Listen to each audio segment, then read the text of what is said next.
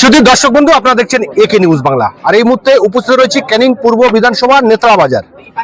2011 সালের পরে ক্যানিং পূর্ব বিধানসভায় বামফ্রন্ট অর্থাৎ সিপিআইএম এর সমস্ত পার্টি অফিস বন্ধ করে দেওয়া হয়। বন্ধ করেছে কে? সিপিএম থেকে লালিত পালিত হয়ে যিনি তৃণমূলে গিয়েছেন এবং বিধায়ক হয়েছেন মাননীয় শওকত মোল্লা মহাশয়।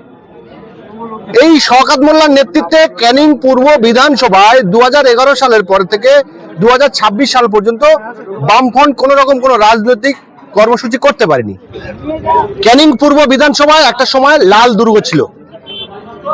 1977 সালের পর থেকে আটবার রেজ্জাক মোল্লাকে ক্যানিং পূর্বের মানুষ জিতিয়ে বিধানসভায় পাঠিয়েছে। 2011 সালে তৃণমূলের প্রবল ঝড়ের পরেও এই ক্যানিং পূর্বের মানুষ রেজ্জাক মোল্লাকে ভোট দিয়ে বিধানসভায় পাঠিয়েছে। 2011 সালে সরকার পরিবর্তন হওয়ার পরে এই রেজ্জাক মোল্লা তিনি কিন্তু তৃণমূলে চলে যায়। তার আগে তার শিষ্য মাননীয় শওকত মোল্লা মহাশয় তৃণমূলে চলে যায়। যারা শওকত মোল্লাকে শওকত মোল্লা বানিয়েছে তাদের মধ্যে অনেকে এখনো বেঁচে নেই। যেমন বলতে গেলে হবিবর রহমান সর্দার, রুহুল আমিন লস্কর, রেজ্জাক মোল্লা, এই তিনজন ব্যক্তি কিন্তু বেঁচে নেই। ওনার যারা রাজনীতিক গুরু ছিল তার মধ্যে অন্যতম ছিল বিজয় কুমার মন্ডল, রাকিবের লস্কর, মনোরঞ্জন দেয়াসী। তারা কিন্তু বেঁচে আছেন, আমার পাশে বসে রয়েছে। শওকত মোল্লা নিজের রাজনৈতিক চরিত্র সিদ্ধ করার জন্য বা বয়স্ক মানুষদেরকে তিনি ছাড় দেননি, তাদেরকে নিজে হাতে আক্রমণ করেছেন এবং দলের লোকদেরকে দিয়ে বিভিন্নভাবে হেনস্থা করিয়েছে। আর আজকে সেই শওকত মোল্লা এনআইএ এর হাতে গ্রেপ্তার হয়ে তিনি কিন্তু জেলে রয়েছেন। অর্থাৎ শওকত মোল্লা যেমন তাড়াতাড়ি উত্থান হয়েছিল, তার পতনটা ঠিক তত তাড়াতাড়ি হয়েছে। আর এই উত্থান এবং পতন দেখছেন তাদেরই বর্ষিয়ান কমরেড রাকিবুল লস্কর রয়েছে, মনোরঞ্জন দেয়াসী রয়েছেন এবং বিজয় কুমার মন্ডল রয়েছেন। তাদের প্রতিক্রিয়া নেব।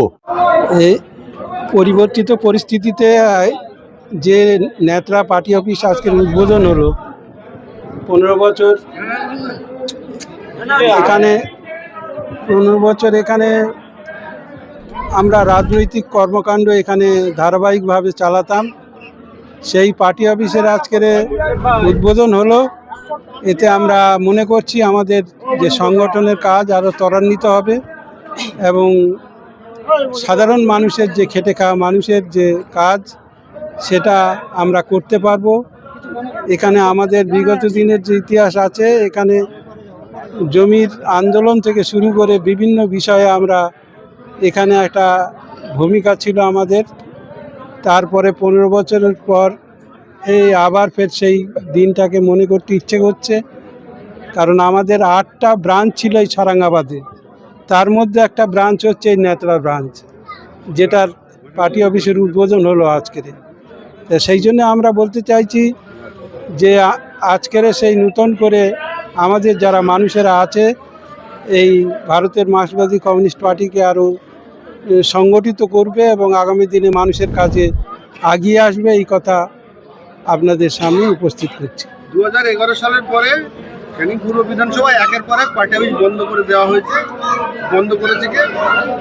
আপনি, রাকিবুল লস্কর, মনোরঞ্জন দেয়াসী, রুহুল লস্কর, হবিবর সর্দার, রেজ্জাক মোল্লা, যিনি সেই শওকত মোল্লা।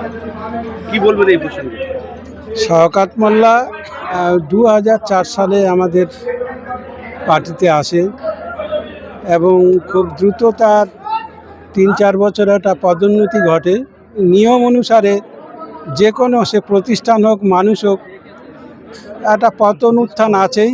আমাদের বামফ্রন্ট সরকারের একটা পরাজয় ঘটেছিল, সেই সুযোগকে ব্যবহার করে আমাদের ক্যানিং 2-এর যে পার্টিকে তছনছ করে দিয়েছিল শওকত মোল্লায় এবং সে তার নিজের ব্যক্তিগত উন্নতির জন্য, ব্যক্তিগত লাভের জন্য এই টোটাল সারাঙ্গাবাদ যে আমাদের কমিউনিস্ট পার্টির একটা সংগঠিত এলাকা ছিল সেটাকে তছনছ করে দিয়েছে এবং তারপর সেই নিয়মেই আজকের তার পতন হয়েছে এবং আবার আমাদের এই পার্টির আবার আমরা ঘুরে দাঁড়িয়েছি এবং আশা করছি আগামী দিনে এই পার্টিকে আরও সংগঠিত, আরও শক্তিশালী করার কাজে আমরা ব্রতী হব।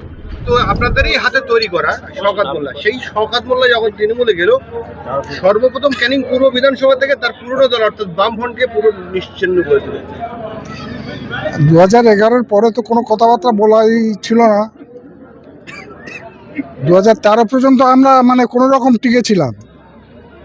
আমাদের পার্টি অফিস, যেটা লোকাল কমিটির পার্টি অফিস জীবনতলা, সেই পর্যন্ত ছিলাম। 2013 পঞ্চায়েত নির্বাচনের সময় আমরা পার্টিতে বসে আলাপ আলোচনার মধ্যে ছিলাম। ওখানে গিয়ে টিএমসির লোকজন গিয়ে নিচে থেকে মানে হল্লা মাচা আর ইট পাটকেল ছুঁড়ে আমাদের মিটিংটা পণ্ড করলো। তারপরে ও পাশে ফাঁড়ি ছিল, থানা ছিল, ওরা এসে, আমি ছিলাম, বিজয়বাবু ছিল, আরও সব ছিল, সব কমরেডরা ছিলাম। তাদের আবার বললো যে ভাই আপনারা আর এতে করবেন না, যান। আমরা চলে গেলাম। তারপর কেস কামারি হলো, এবং মারধরও যেমন করেছে তেমন মানে তাড়াতাড়ি হয়েছে, সেরকমভাবে কেসও করেছে। এইভাবে কেটে গেল। 13 পর্যন্ত আমরা পার্টি অফিসে উঠতে হয়েছি। তারপরে আর পার্টি অফিসে ওঠার সৌভাগ্য হয়নি। 2026-এ এসে আবার উঠতে পারা গেছে। আপনাদের জুনিয়র, আপনাদের যাদের সবার জুনিয়র, তিনি দ্রুতগতিতে উঠলেন আর তার পতন হলো, আর বর্তমানে তিনি এনআইএর হাতে গ্রেপ্তার হয়ে জেলে আছেন। এটা হচ্ছে কর্মের ফল, তার কর্মের ফল। আর আমাদেরও ত্রুটি ছিল, আমরা দ্রুততার সাথে আমাদের মানে নিয়মের মধ্যে ছিলাম, তার মধ্যে থেকেও সমস্তটা পরপর একেবারে সব কিছু পেয়ে গেছে, আমাদের হাত থেকেই পেয়েছে, অসুবিধা নেই। বর্তমানে তিনি জেলে, কেমন লাগছে আপনাকে? একটা মানুষ হিসেবে তার তো ভালো লাগার কথা না জেলে গেলে, কিন্তু তার কর্মের জন্য সে জেলে গেছে, সেজন্য তো আর আমরা অনুতপ্ত করলে হবে না, এটুকু বলবো। বেশ কিছু কমরেড যারা নীতি আদর্শের কথা বলতো জীবনতলা বা সারাঙ্গাবাদ দাপিয়ে দিয়েছেন, বামফ্রন্ট করেছেন, তারা দেখলাম যে বিজেপি সরকার আসার পরে জীবনতলার মোড়ে তার বিজেপির পতাকা ফেস্টুন নিয়ে বলছে ভারতীয় জনতা পার্টি। এটা সে আর দু একজন মানে আবেগের সমস্ত কাজ করে ফেলেছে, গিয়ে তাড়াতাড়ি উঠে পড়েছে, দেখছে যে টিএমসি চলে গেছে, বিজেপি এসে গেছে, এর হাতটা ধরি বেঁচে যাব, এই হচ্ছে। উঠে গেছে বলছেন, ভুল ট্রেনে উঠেছে। তাহলে সেই ভুল ট্রেনে উঠে যদি আবার আসে পরবর্তীকালে আপনাদের, আমরা তো চাইছি যে আমাদের যারা ভুল করছে তারা চলে আসুক, তবে যারা একদম ট্রেডমার্ক যেগুলো আছে তাদের তো আর নেওয়া যাবে না। যেমন এখানে ট্রেডমার্ক আছে,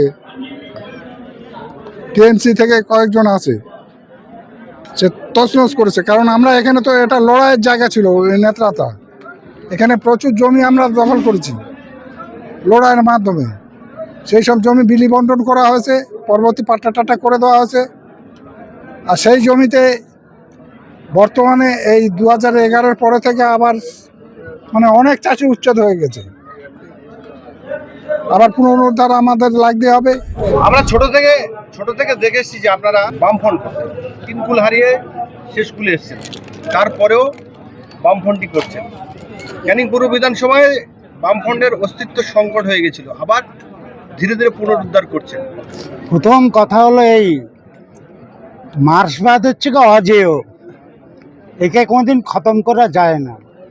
এটা খতম হয় তখনই যখন মার্ক্সবাদ সম্পর্কে নিজেদের দলের মধ্যে একটা অংশ বিভ্রান্তি ছড়িয়ে চেষ্টা করে ক্ষমতা কুক্ষিগত করার জন্যে, তখন স্বাভাবিক কারণে গরিব মানুষ যারা সচেতন নাগরিক তারা মুখ ফিরিয়ে নেয়, যার রেজাল্ট হিসাবে আমরা ভুগেছি। 11 সালের পর থেকে, অন্যরা বলেছেন 11 সালের পর থেকে এই যে 26 সাল পর্যন্ত এই যে টানা সময়টা, আমরা কিন্তু বসে থাকিনি, মানে বিজয়দা, আমি বা আরও আমরা বসে থাকিনি, আমাদের সংখ্যায় কমে গেছিলাম, কিন্তু আমরা আমাদের কাজ চালিয়ে গেছি, কিন্তু প্রকাশ্যে আমরা এই কাজ করতে মানে আমাদের পার্টির পক্ষে কাজ করতে পারিনি। তাহলে কথা হলো এটাই, আজকের দিনে দাঁড়িয়ে এই যে একটা হচ্ছে কি মরে না, মানে শেষ হয়ে যায় না, সেটাকে ধরে আস্তে আস্তে আজকের একটা পার্টি অফিস খোলা হলো, জীবনতলার খোলা হয়েছিল, আপনারা গিয়েছিলেন আমার মনে আছে। এখনো অনেক পার্টি অফিস বাকি আছে, আমাদের সিংহেশ্বরে বাকি আছে, আমাদের দামোলদার এতে বাকি আছে, কালিকাতলা বাকি আছে, দেউলির বাকি আছে। এগুলো আস্তে আস্তে আমরা কিন্তু হুটহাট করে গিয়ে খুলতে চাচ্ছি না, আমরা চাচ্ছি সেখানকার মানুষ চাইলে মানুষ এগিয়ে আসবে, আমরা সেখানে যাব, মতের ভিত্তিতে এই পার্টি অফিসগুলো খোলা হবে। আপনাদের ছাত্র সওগাত মোল্লার উত্থান এবং পতন প্রসঙ্গে কি বলবো? হ্যাঁ, একটা কথা হচ্ছে কি, কমিউনিস্ট পার্টিতে ছাত্রগুরু বলে কোনো জিনিস হয় না। কমিউনিস্ট পার্টিতে যোগ্যতা অনুযায়ী কাজ হয়, কিন্তু আমাদের বিশ্লেষণের অনেক অভাব ছিল। মানে ঠিক যোগ্যতা বলতে কি, কমিউনিস্ট পার্টি করতে গেলে যে নিরিখটা থাকা দরকার ছিল, যে জায়গায় গেলে তার নেতৃত্ব দেওয়া উচিত ছিল, সেই পর্যন্ত আমরা ঠিক চেক আপ করিনি। ফলে কি হয়েছে, বাঁদরের গলায় হচ্ছে মুক্তোর মালা পড়েছে। তো বাঁদরের গলায় মুক্তোর মালা পড়লে যা হয় তাই হয়েছে, সাধারণ মানুষের দুঃখ কষ্ট নেমে এসছে এবং মানুষের কথা বলার অধিকার কেড়ে নিয়েছে। সে আমরা একটু সরাসরি পার্টি করি, আমাদের করলে দুঃখ নেই, কিন্তু সাধারণ মানুষের হচ্ছে মুখের কথা কেড়ে নিয়েছে, কিছু করতে দেয়নি, এই হচ্ছে গিয়ে হাল হয়েছে।